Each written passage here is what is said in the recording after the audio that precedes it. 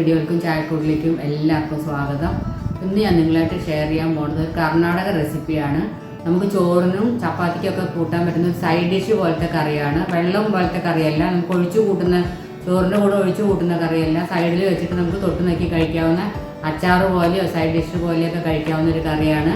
മാവിന ഗൊജ്ജു എന്നാണ് അതിൻ്റെ പേര്. അപ്പോൾ അത് പഴുത്ത മാങ്ങ പറ്റില്ല, കുറച്ച് ചെനച്ച മാങ്ങ അല്ലെങ്കിൽ പച്ച മാങ്ങ കൊണ്ടാണ് അവരിത് ഉണ്ടാക്കുന്നത്. അപ്പോൾ എങ്ങനെ ഉണ്ടാക്കുക ഞാൻ കാണിച്ചു തരാം. മാങ്ങ ഞാനവിടെ നുറുക്കി വെച്ചിട്ടുണ്ട്, അതും കുറച്ച് ശർക്കര ഉരുക്കി വെച്ചിട്ടുണ്ട്. ഇത് രണ്ടുമാണ് മെയിൻ ഇൻഗ്രീഡിയൻസ്. നമുക്ക് എങ്ങനെ ഉണ്ടാക്കുക എന്ന് പോയി നോക്കാം. നമുക്ക് കൂട്ടാൻ ഉണ്ടാക്കാനായിട്ട് ആദ്യം വറവിടാം. എണ്ണ ഒഴിച്ച് കൊടുക്കുക.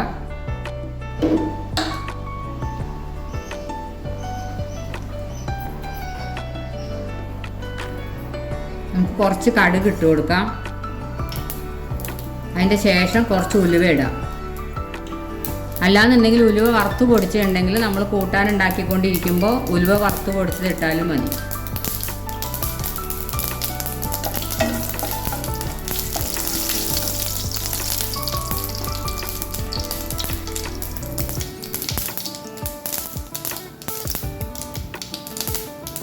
ഇതൊക്കെ പൊട്ടിക്കഴിയുമ്പോൾ മാങ്ങ നുറുക്കി വെച്ച് ഇട്ട് കൊടുക്കാം.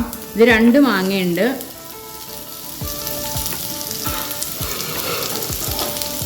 നല്ലോണം പഴുത്തിട്ടില്ല, ഒന്ന് കളറ് മാറിയിട്ടേ ഉള്ളൂ. നല്ലോണം വല്ലാതെ പഴുത്ത് മാങ്ങ ഇതിന് പറ്റില്ല കേട്ടോ. കുറച്ച് പുളിയുള്ള മാങ്ങയാണെങ്കിൽ ഇതിന് കുറച്ച് കൂടുതൽ ടേസ്റ്റാണ്.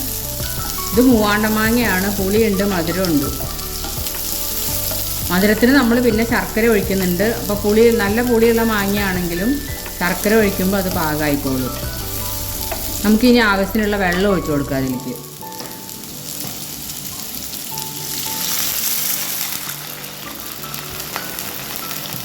മാങ്ങ നല്ലോണം വെന്ത് ഉടയണ പരുവത്തിലാവണം.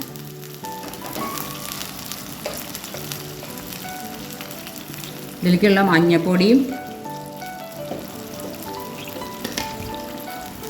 കുറച്ച് ഉപ്പ് ഇട്ട് കൊടുക്കുക. പിന്നെ നമുക്ക് ലാസ്റ്റ് നോക്കിയിട്ട് വേണമെങ്കിൽ ഉപ്പ് ചേർത്ത് കൊടുക്കുക.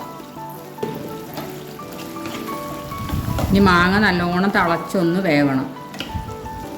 നമുക്ക് അടച്ച് വെച്ച് കൊടുക്കാം.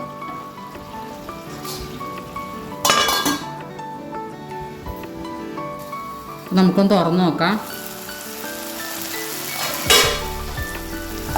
നമ്മുടെ മാങ്ങയൊക്കെ നല്ലോണം വെന്തിട്ടുണ്ട്, അതിലത്തെ വെള്ളവും വറ്റിയിട്ടുണ്ട്.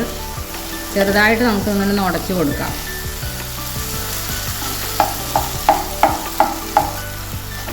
ആ മരത്തിൻ്റെ കൊണ്ട് ഉടയ്ക്കാൻ പറ്റില്ല, അപ്പോൾ ഞാനൊരു തവി എടുത്തിട്ട് ചെറുതായിട്ടൊന്ന് ഉടച്ച് കൊടുക്കുകയാണ്. ഇടയ്ക്ക് കടിക്കാൻ കിട്ടുന്നത് നല്ലതാണ്, എന്നാലും കഷ്ണമായിട്ട് കിടക്കണ്ട വെച്ചിട്ടാ.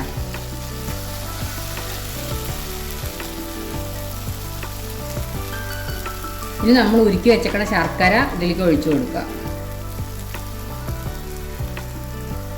ഞാൻ കുറച്ച് അധികം ഉരുക്കിയിട്ടുണ്ട്, മുഴുവനും ഒഴിക്കണില്ല.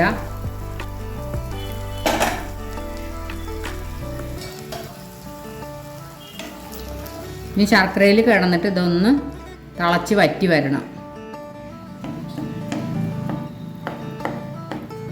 ചിലതൊക്കെ വലിയ കഷ്ണമായിട്ട് തന്നെ കിടക്കുന്നുണ്ട്. ഇനി നല്ലോണം തിളച്ചിട്ട് ഒന്ന് വറ്റി വരണം. നമുക്ക് കുറച്ച് മുളക് പൊടി ഇട്ട് കൊടുക്കാം.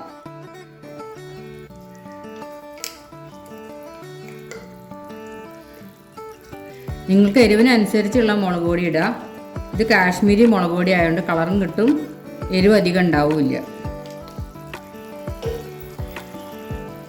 പിന്നെ കുറച്ച് കായപ്പൊടിയും കൂടെ ഇട്ട് കൊടുക്കണം.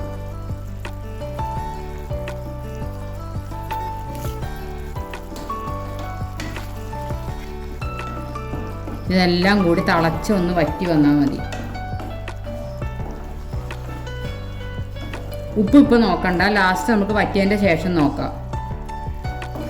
ഇപ്പം നോക്കിയിട്ടുണ്ടെങ്കിൽ എങ്ങനെയായാലും ഉപ്പ് നമ്മൾ ഇട്ടാൽ ചിലപ്പോൾ അധികം ഇത് വറ്റണമല്ലോ കുറച്ചും കൂടി. അപ്പോൾ ലാസ്റ്റ് നമുക്ക് നോക്കിയിട്ട് ഇട്ട് കൊടുത്താൽ മതി ഉപ്പ്.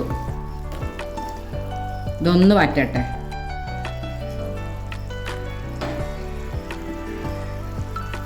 പിന്നെ എൻ്റെ ഒരു ടേസ്റ്റിനാണ് ഞാൻ കുറച്ച് കരിവേപ്പില ഇട്ട് കൊടുക്കുന്നത്. കരിവേപ്പില ഇട്ട് കൊടുക്കണം എന്ന് നിർബന്ധമൊന്നുമില്ല.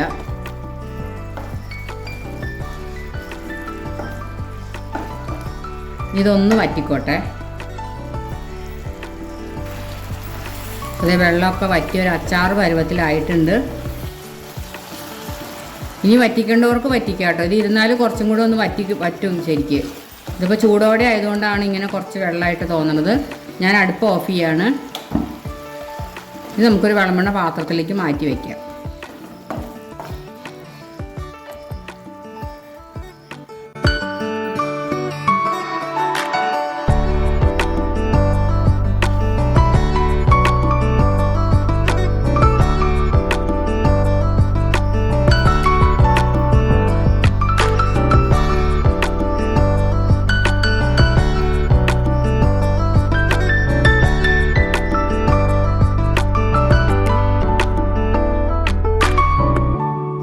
എല്ലാവരും കൂട്ടാനുണ്ടാക്കണതിൻ്റെ വീഡിയോ കണ്ടു എന്ന് വിചാരിക്കുന്നു. എല്ലാവരും ഉണ്ടാക്കി നോക്കണം, അഭിപ്രായങ്ങളൊക്കെ പറയണം. ഇനി വേറൊരു വീഡിയോ ആയിട്ട് വരണ വരെ ബൈ.